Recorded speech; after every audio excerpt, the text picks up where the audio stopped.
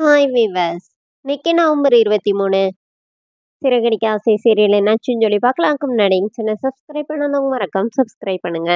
இன்னைக்கு என்ன அப்படின்னு சொல்லி பார்த்தீங்கன்னா, அண்ணாமலை வந்து விஜயாவை வந்து திருப்பி அவங்களுக்கு 5 லட்சம் ரூபாய் கொடுக்கணும்னு சொன்னோடனே, விஜய் வந்து என்னாலலாம் கொடுக்க முடியாது, நான் என்ன வேலைக்கா போறேன் அப்படின்னு சொல்றாங்க.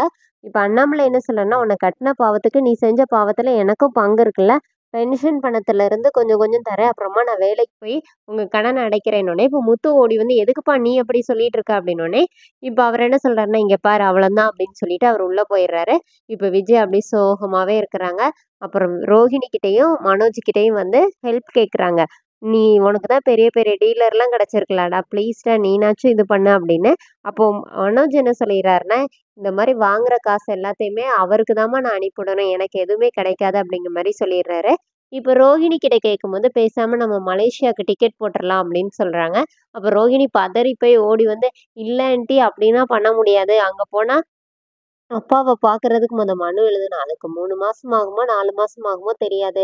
உங்க கடன் அடைக்கிறதுக்கு நான் ஹெல்ப் பண்றேன் அப்படிங்கிற மாரி சொன்னோனே, அப்படியாம்மா சொல்றேன்னு சொல்லிட்டு விஜயா போயிடுறாங்க. இப்போ மனோஜ் கிட்ட வந்து ஜீவா குடுத்த காசு இருக்குல்ல, அதுல ஆன்டிக்கு குடு அப்படின்னு சொன்னோனே, மனோஜ் என்ன சொல்றாருன்னா, யார் சொன்னா அந்த காசெல்லாம் எப்பவோ செலவாயிருச்சு.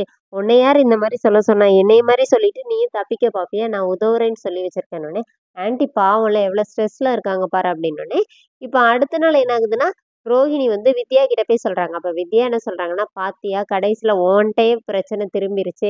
நீ மீனாவையும் முத்துவையும் வீட்டை விட்டு வெளியில அனுப்பணும்னு நினைச்ச, ஆனா இந்த பிரச்சனை இப்போ உன்கிட்ட வந்து நிக்குதுன்னொடனே, இப்போ ரோஹிணி என்ன சொல்றாங்கன்னா, இந்த மாதிரி நம்ம காசு எடுத்துட்டா வீட்டுல யாருக்குமே தெரியாதே, அதனால வாயை மூடிட்டு அமைதியா இருப்பாங்க, காசு போனதை சொல்லாம அப்படின்னு பார்த்தா, எங்க அத்தை இப்படி பண்ணிருச்சு, என்ன பண்ணன்னு தெரியலன்னொடனே, இப்ப நீ என்ன பண்ணலான்னு இருக்கன்னொடனே, ஃபர்ஸ்ட் பார்வதி ஆன்ட்டி கிட்ட போயிட்டு அந்த காசு காணாம போகல, அங்கதான் இருக்குங்கிறத அவங்களுக்கு வந்து இது பண்ணணும், வேற வழியே இல்ல அப்படிங்கிற மாரி பேசிட்டு இருக்காங்க.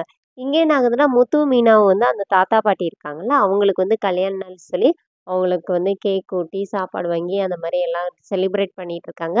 அதோட என்னோட எபிசோட் எண்ட் பண்ணிட்டாங்க. இல்ல அந்த மாரி அவங்க செலிப்ரேட் பண்ணிட்டு இருக்காங்க. இங்க ரோஹிணி வந்து பார்வதிய பார்க்கறதுக்காக வராங்க. வந்தோனே, "ரொம்ப ஸ்ட்ரெஸ்ஸா இருக்கேன் ஆன்ட்டி. இந்த மாரி வீட்ல ஒரே பிரச்சனை ஆயிருச்சு. ஒரு இதுவே இல்லன்னொன்னே, இப்ப பார்வதி கிட்ட வந்து நான் அதுக்கு தான் உங்ககிட்ட ஒரு ஹெல்ப்க்காக வந்திருக்கேன்." அப்படிங்கிற மாரி ரோஹிணி சொல்றாங்க.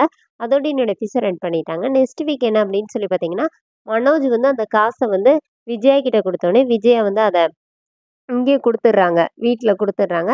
முத்துவையும் அண்ணாமலை வாங்கிக்க சொல்லுறாரு. இப்ப பார்வதி கால் பண்றாங்க விஜயாக்கு. "என்ன சொல்லு?" அப்படின்னு சொல்லிட்டு விஜயா கேட்டோனே, "அப்ப அந்த பணம் காணாம போலையா? அங்க தான் இருக்குதா?" அப்படிங்கிற மாரி விஜயா கேட்கறாங்க. அதோட என்னோட எபிசோட் எண்ட் பண்ணியிருக்காங்க. Thank you.